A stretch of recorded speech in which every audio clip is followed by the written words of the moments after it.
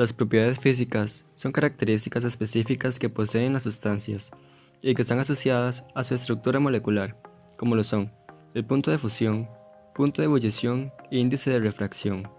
La determinación de las propiedades físicas es de suma importancia y los principales usos que se dan en un laboratorio de química orgánica son la identificación de sustancias y la estimación de pureza. Para determinar el punto de fusión por medio del melt temp, primero se debe llenar un capilar con la muestra a medir. Para ello se agrega un poco del sólido a un vidrio de reloj. Después se toma un capilar, el cual solo debe estar abierto por un lado, y se presiona contra la muestra hasta llenar alrededor de 3-4 milímetros del capilar con el sólido. Posteriormente, se toma el capilar con la muestra y se deja caer en caída libre a través de un tubo de vidrio, con el extremo cerrado del capilar hacia abajo, con el fin de compactar el sólido en el otro lado del capilar. El capilar debe soltarse 3 o 4 veces hasta que el sólido esté bien compacto.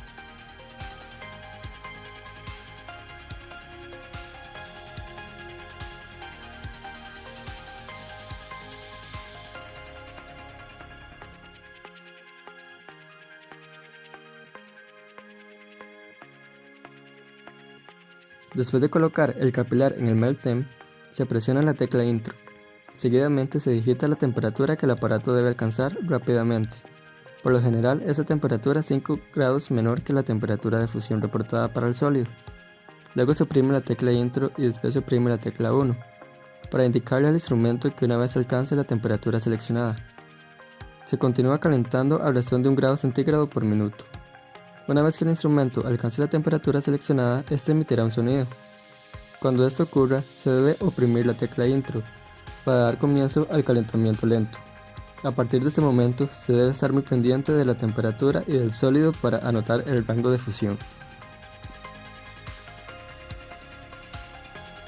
El rango de fusión se toma anotando la temperatura de la primera gota que se forma en el sólido y la temperatura a la que el sólido se funde por completo.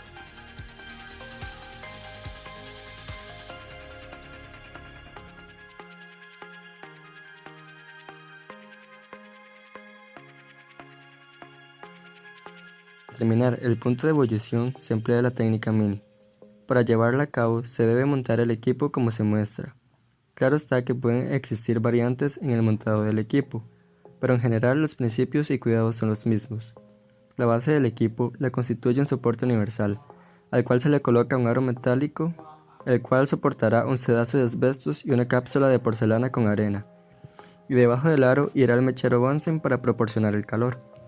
El soporte también llevará un par de prensas universales. Es muy importante que la apertura del sujetador de la prensa señalada en el video quede hacia arriba con el fin de evitar accidentes. Una prensa debe sostener el termómetro y la otra debe sostener el tubo de ensayo con la muestra. La arena debe cubrir la totalidad del volumen del líquido por fuera del tubo de ensayo para llevar a cabo un calentamiento uniforme. Además, es importante colocar un núcleo de ebullición dentro del tubo de ensayo.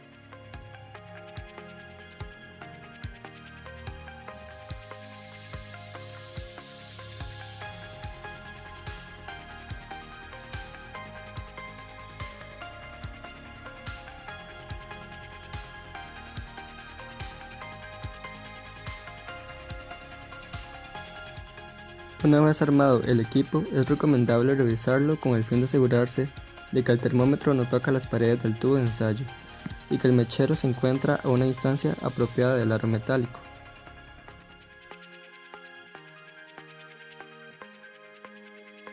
Se procede a encender el mechero y colocarlo en su lugar para iniciar el calentamiento.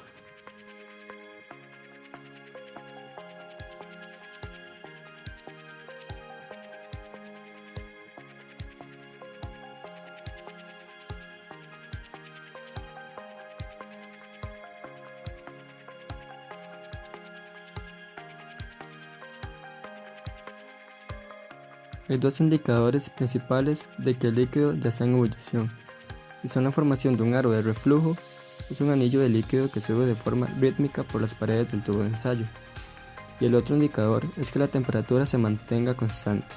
No en todas las sustancias se forma el anillo de reflujo, por lo que si se observa que la temperatura se mantiene constante, es un indicador suficiente de que el líquido se encuentra en ebullición, y se puede proceder a tomar la temperatura que marca el termómetro.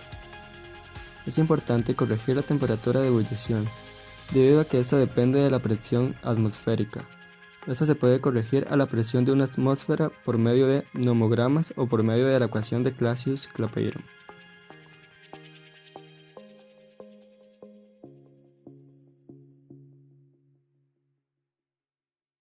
El índice de refracción es una propiedad física específica de los líquidos, la cual es muy útil para determinar la pureza de un líquido o para estimar la concentración de una disolución.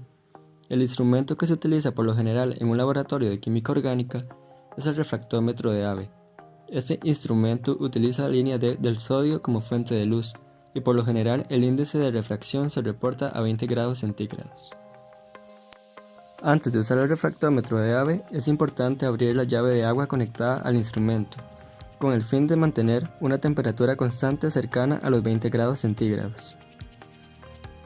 Después se procede a limpiar el prisma con agua y un papel absorbente no abrasivo, realizando movimientos perpendiculares al plano de la superficie del prisma para evitar rayarlo.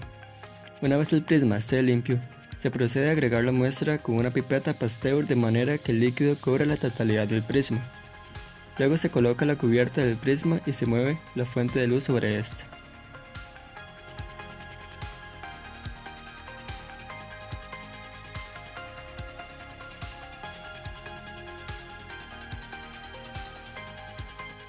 Seguidamente, se deben hacer ajustes con el dial de manera que a través del ocular se distinga la mitad superior iluminada y la mitad inferior oscura, tomando como referencia el vértice de la X, que se observa por el ocular.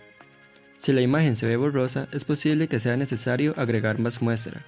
Cuando se ajusta la imagen con el dial, se procede a oprimir el botón Read. Después se toma el índice de refracción y la temperatura a la que fue tomado. Verificar la escala del refractómetro, midiendo el índice de refracción del agua antes que el de la muestra de interés. Después de utilizar el agua, se procede a limpiar el prisma y llevar a cabo la medición como se mencionó anteriormente. Es difícil realizar la medición del índice de refracción a 20 grados centígrados exactos. Por ello, es necesario corregir el índice obtenido a la temperatura deseada.